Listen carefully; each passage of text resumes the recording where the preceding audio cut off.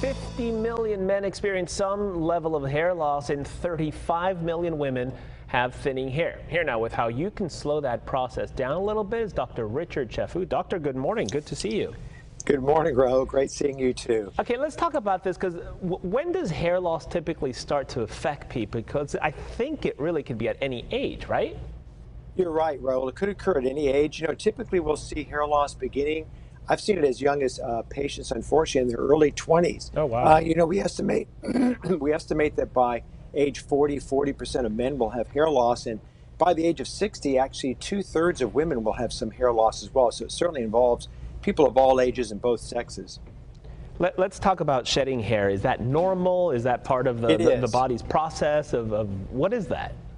Yes, it is. So there's actually three phases that the hair follicle goes through. The growth phase, which is the longest phase, that lasts from 2 to 6 years. And then there is this shedding phase that occurs, or the catagen part, and that typically can last a few weeks. But every day we're normally shedding anywhere from 50 to 100 hairs. So sometimes patients will come and be very concerned, saying, I'm just losing my hair in large amounts. But the truth being that 50 to 100 hairs shedded a day, either from washing our hair or combing or brushing it, are very normal. Yeah, I was going to say, sometimes you take a shower, you said there's a couple hairs here or there, and then when you're brushing, the same thing happens. So what causes hair loss, like on a grander scale?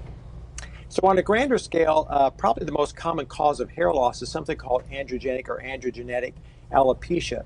And this is a hair loss which we don't completely understand, Raoul, but it's a process where the hairs undergo a process what we call miniaturization. So the hairs will just, the length of the hair cycle will get shorter, the quality of the hairs gets finer. Typically in men it begins in the very front area and goes back to the crown, whereas in women it tends to be more of a diffuse thinning which can occur. Is that hereditary?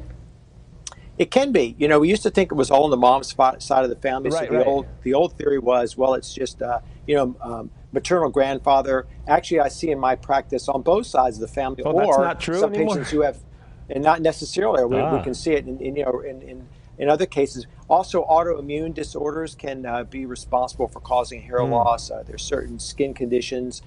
There are drugs.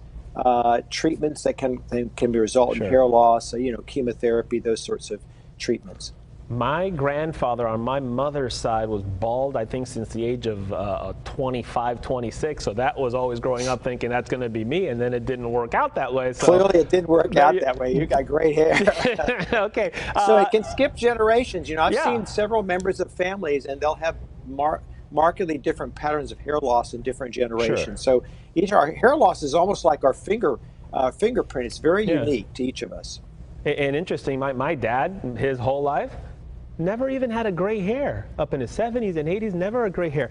Drake, Doc, we're hip. We know Drake. We love Drake. We're there, right. He claims that he recently started losing hair after he got COVID-19. Do we know is that a side effect? Has there been a connection? So it's interesting. There is this connection that the American Academy of Dermatology has recognized, Raoul. This, COVID-19 hair loss is thought to be something called telogen effluvium, and that's a temporary shedding or excessive shedding of hair, which can occur from related to stress. It could be COVID. It could be, some life event. It could be a chronic or serious illness, malnutrition. But typically once that stress has been eliminated as we're coming out of the pandemic, then if it's secondary to that, to telogen effluvium, or TE for short, then this should be reversed. You should start seeing hair regrowing once that stress event has been eliminated. Is regrowth possible? Like, let's say it depends on when you catch it, if you will, but is that possible? Yes.